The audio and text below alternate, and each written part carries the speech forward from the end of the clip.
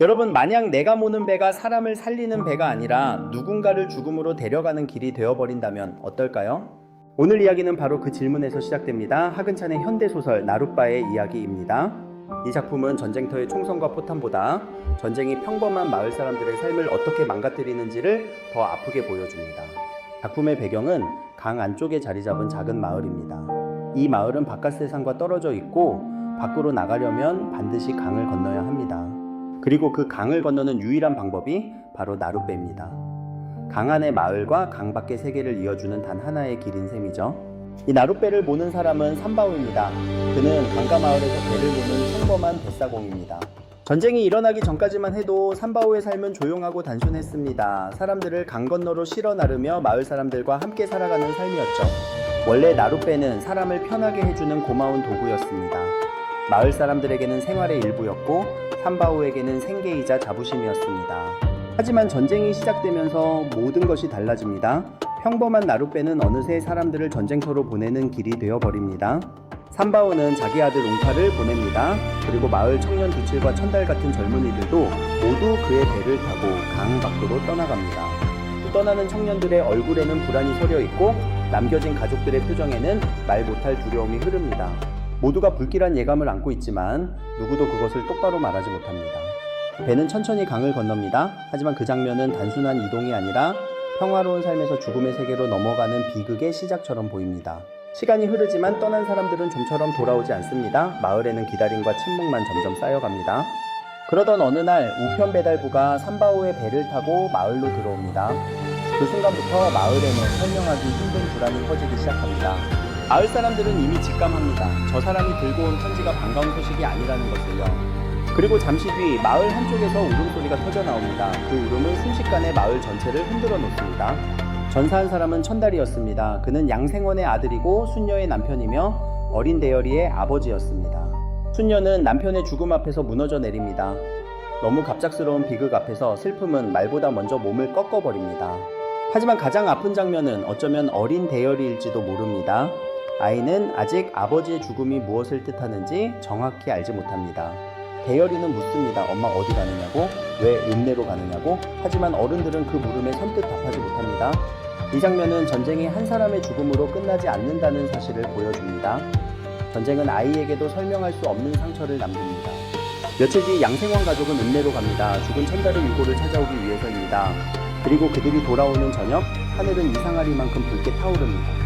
마치 마을 전체가 비극의 빛 속에 잠겨버린 것처럼 말입니다. 양생원은 목에 끈을 걸고 네모난 상자를 가슴에 안고 돌아옵니다. 살아서 떠난 아들이 이제는 작은 유골 상자가 되어 돌아온 것입니다. 숙녀는 지칠 대로 지쳐있고 대열이는 엄마 곁에 매달린 채 잠에 겨워 있습니다.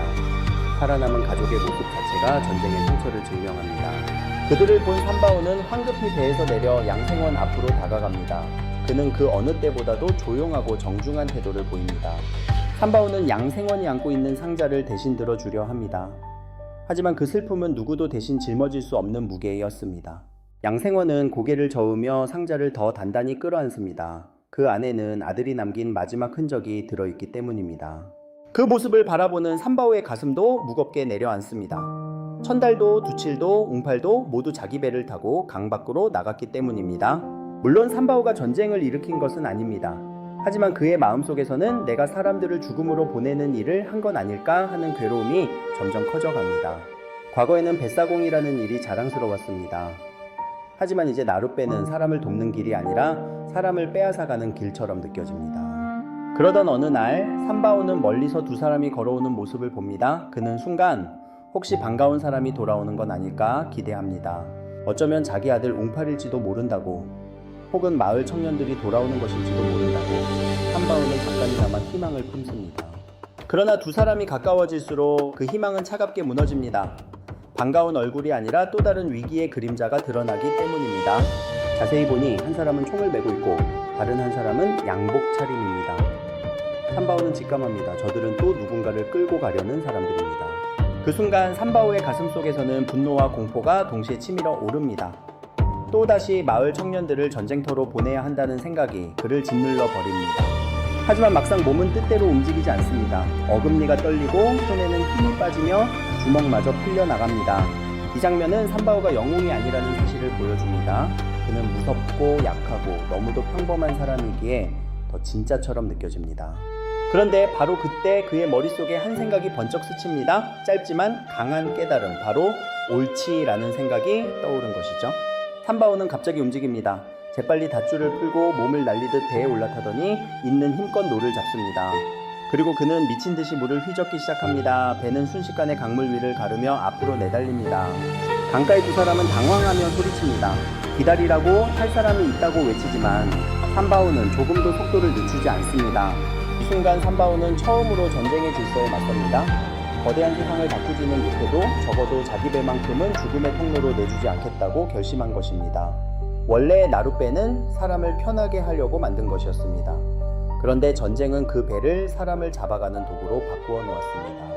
삼바오의 저항은 거창하지 않습니다. 하지만 바로 그 작고 절박한 선택이 오히려 더 인간적이고 더 큰 울림을 남깁니다. 하지만 그는 곧 두려움도 느낍니다. 내가 너무 큰 일을 저지른 건 아닐까? 이 일의 대가가 돌아오지는 않을까? 하는 불안이 밀려옵니다. 이 작품은 바로 이 지점을 보여줍니다.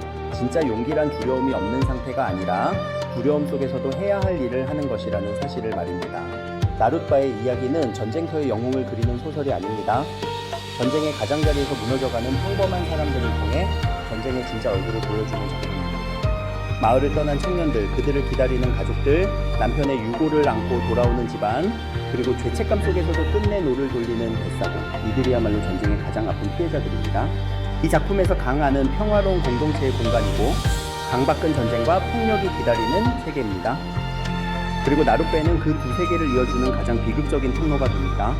붉게 타는 하늘, 무겁게 불어오는 바람, 그리고 조용히 흐르는 강물까지도 이 작품에서는 모두 슬픔과 불안을 말해주는 장치가 됩니다. 결국 삼바오는 세상을 구하지는 못합니다. 하지만 그는 자기 손에 쥔 노 하나만큼은 전쟁의 편이 아니라 인간의 편에 두기로 합니다. 여러분이라면 어땠을까요? 내 배가 누군가를 죽음으로 데려가는 길이 되어버렸을 때 끝까지 노를 저었을까요? 아니면 삼바오처럼 두려움에 떨면서도 배를 돌렸을까요? 나룻바의 이야기는 여기까지입니다. 지금까지 문학팜이었습니다. 감사합니다.